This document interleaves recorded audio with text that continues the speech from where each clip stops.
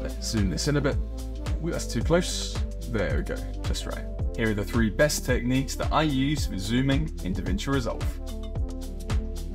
So our first zoom technique is dynamic zoom. I'm on the edit page, click on your clip, go up to inspector, and come down to dynamic zoom. If you don't see these controls, just click on the name to expand it, and click this toggle to turn it on.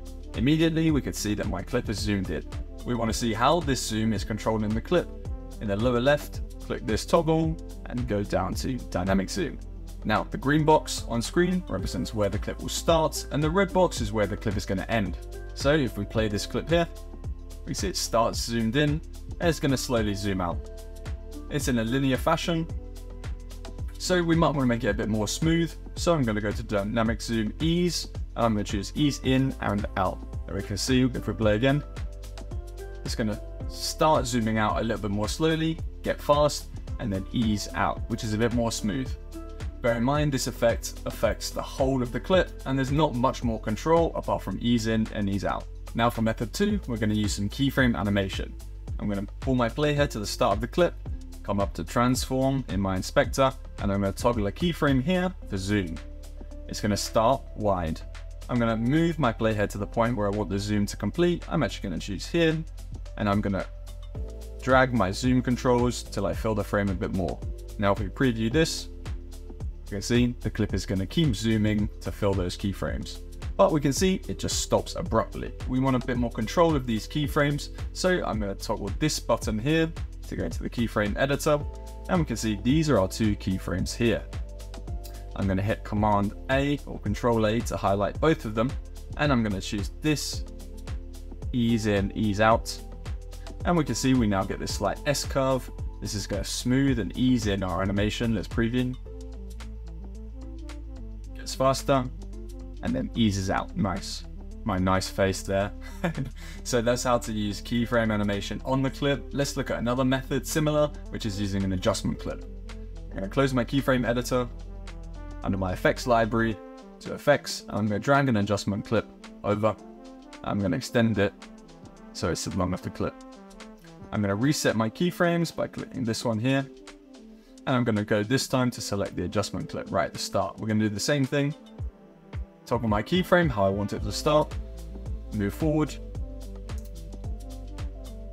zoom in a bit as I might want, and then I might want it to do a quick zoom out. So this time I'm going to set the keyframe here, only go forward a few frames, and then I'm going to double click on zoom to reset to default parameters but still keep the keyframe.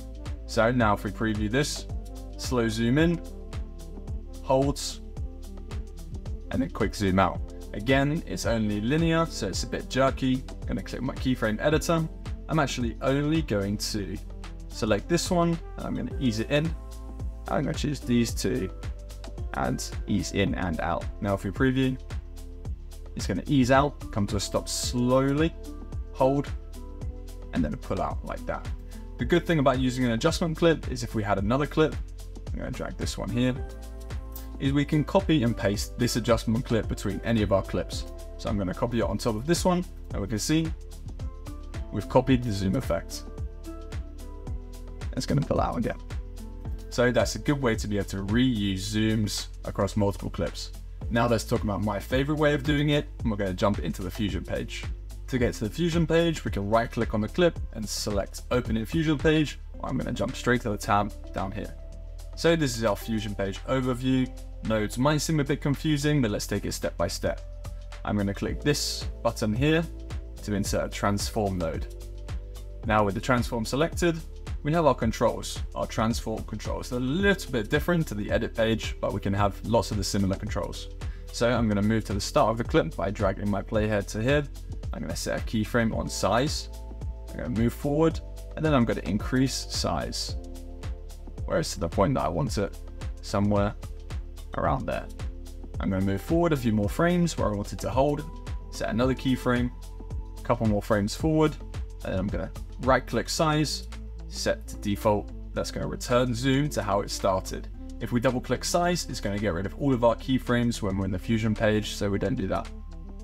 Now, we know this is going to be linear. In the Fusion tab, it's much easier to control your keyframe animations. This time, up here in the top, click on Spline.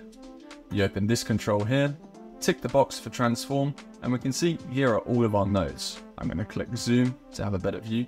So we can see the clip is zooming in, holding, and then zooming out quickly.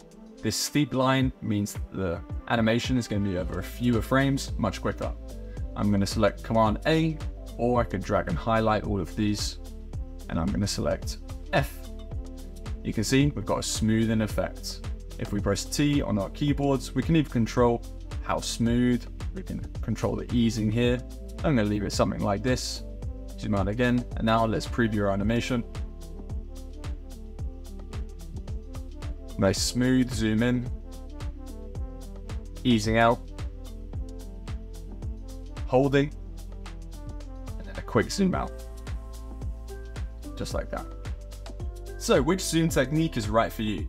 Well, dynamic zooms are definitely the easiest to use, but they're also the least customizable. Adjustment clips or keyframe animations are great, they give you a bit more control, and you can easily copy them to other clips on your timeline.